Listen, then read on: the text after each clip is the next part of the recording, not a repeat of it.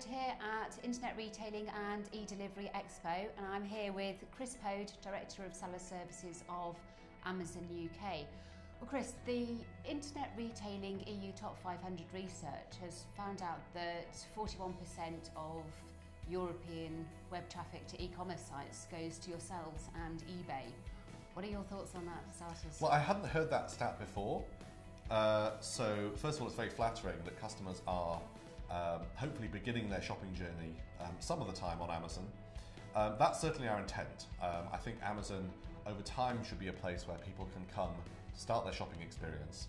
The reasons for that are we focus on a number of fundamentals that will never change. That is very broad selection, and I'll say a bit more about that in a second, low prices and great service, including fast delivery.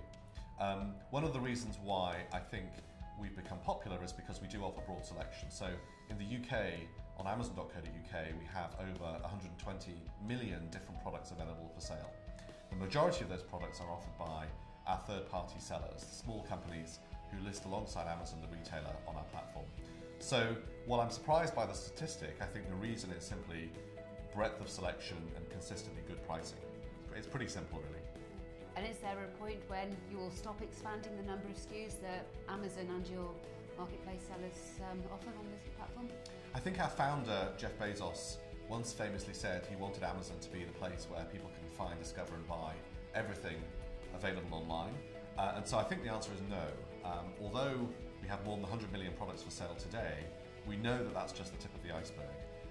We know that by working with sellers, for example, in China, or in India, where we have operations, there's breadth of selection that's simply not available to customers in Europe or the US. So I think we have a saying that it's just day one at Amazon.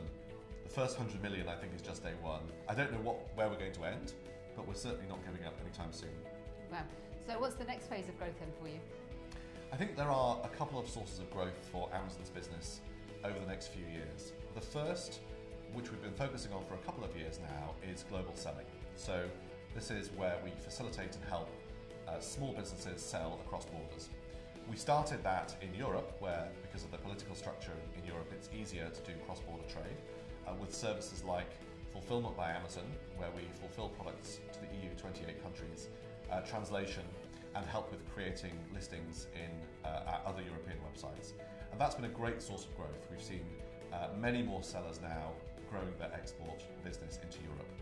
We're also experimenting between Europe and China, and Europe and the US, and we're helping sellers bridge those two arcs. So global selling would certainly be one. The second, I think, is around fulfillment. We've innovated around Amazon's fulfillment services with things like Sunday deliveries and delivery to lockers. Those are available to sellers that use Fulfillment by Amazon, and so the number of sellers using that service has grown by 70% last year, year over year. And so that's a big second part of our growth.